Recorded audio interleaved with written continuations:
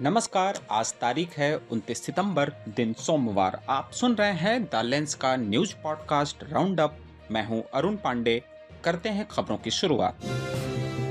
Jodhpur jail में बंद पर्यावरण कार्यकर्ता सोनम वांगचुक की पत्नी गीतांजलि अंगामो ने उनके पाकिस्तान दौरे पर उठे सवालों का आज जवाब दिया।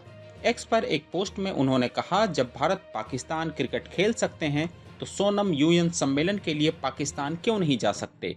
गीतांजलि ने साफ किया कि यह यात्रा जलवायु परिवर्तन पर केंद्रित थी, जहां सोनम ने पीएम नरेंद्र मोदी की तारीफ भी की थी। यह बयान लद्दाख यूटी पुलिस प्रमुख के दावे के बाद आया, जिसमें वांगचुक ने पाकिस्तान से संबंध की बात कही थी। गीतांजलि ने इसे पूरी तरह से पेशेवर यात्रा बताया है। आपको बता दें कि लद्दाख को पूर्ण राज्य का दर्जा और छठी अनुसूची की मांग को लेकर हुए हिंसक प्रदर्शन के बाद सोनम वांगचुक को राष्ट्रीय सुरक्षा कानून के तहत गिरफ्तार कर लिया गया है।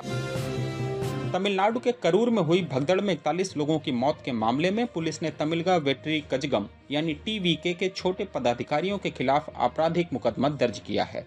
एफआईआर में सुपरस्टार विजय का नाम नहीं है। हालांकि भगदड़ उनके कार्यक्रम के दौरान हुई थी। पुलिस ने टीवीके के राज्य महासचिव एन आनंद और ज्वाइंट सेक्रेटरी निर्मल कुमार के खिलाफ गैर इरादतन हत्या, संपत्ति नुकसान और नियमों के उल्लंघन जैसे आरोप लगाए हैं। सूत्रों के मुताबिक स्टालिन ने राजनीतिक समीकरणों को ध्यान में रखते हुए विजय के खिलाफ सीधी कार्रवाई से परहेज किया है।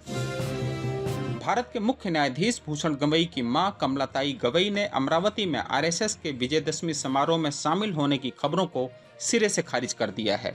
दादा साहेब गवई चैरिटेबल ट्रस्ट की अध्यक्ष कमलाताई ने इसे आरएसएस की साजिश और झूठा प्रचार बताया।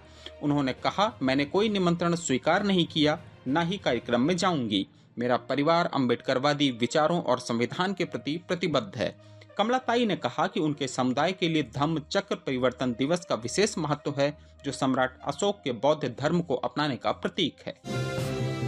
वहीं केरल के एक न्यूज चैनल पर लाइव शो के दौरान पूर्व एबीपी नेता और भाजपा प्रतिनिधि पिंटू महादेव ने कहा कि राहुल गांधी को सीने में गोली मार देनी चाहिए। इस बयान पर कांग्रेस महासचिव केसी वेणुगोपाल ने गृह मंत्री अमित शाह को पत्र लिखकर तत्काल कार्रवाई की मांग की।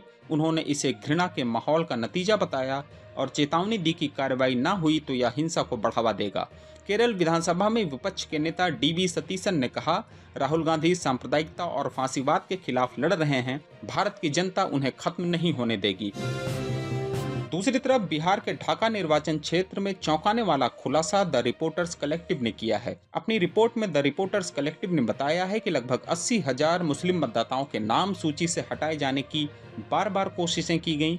दावा किया गया कि ये मतदाता भारतीय नागरिक नहीं हैं। भारतीय जनता पार्टी से जुड़े 2 आवेदन ढाका के भाजपा विधायक के निजी सहायक और दूसरा भाजपा के पटना मुख्यालय के लेटर हेड पर चुनाव आयोग को सौंपे गए। भाजपा विधायक ने इसके जवाब में विपक्षी राजद पर 40,000 हिंदू मतदाताओं के नाम हटाने का आरोप लगाया, पर सबूत देने से इनकार कर दिया। उधर गोवंश की मौतों को लेकर छत्तीसगढ़ में सियासी घमासान तेज हो गया है। कांग्रेस प्रदेश अध्यक्ष दीपक बैज ने दावा किया कि शायद सरकार के पौने 2 साल में गोठान और गोबर खरीदी योजना बंद होने से 5 लाख गोवंश गायब हो गए। साथ ही करीब 2,500 गायों की भूख और हादसों में मौत हुई।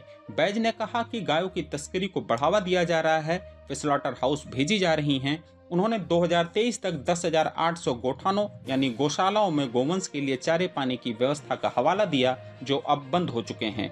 वहीं बीजेपी सांसद बृजमोहन अग्रवाल ने पलटवार करते हुए कहा कि कांग्रेस ने गोठानों के नाम पर भ्रष्टाचार किया। विष्णुदेव साय सरकार अब गायों के संरक्षण के लिए नई नीति बना रही है।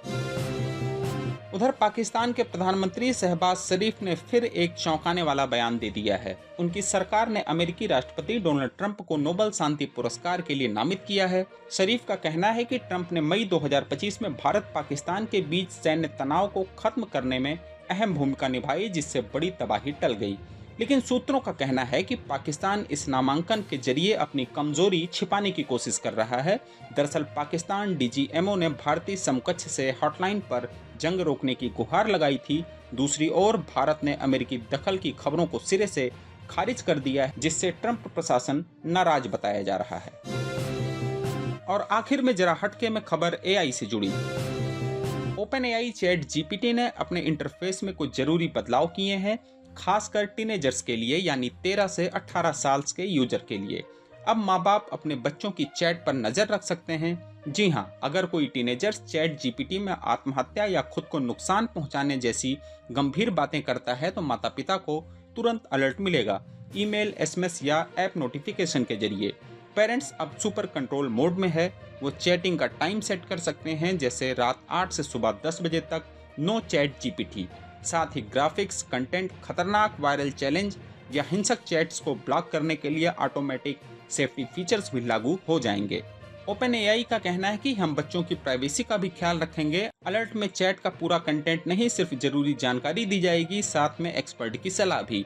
ये बदलाव तब किए गए हैं जब कुछ माता पिता ने चैट जीपीटी पर गंभीर आरोप लगाए थे। तो आज के लिए बस इतना ही। कल होगी फिर मुलाकात नई खबरों के साथ। खबरों को विस्तार से पढ़ने के लिए विजिट करिए हमारी वेबसाइट thelens.in।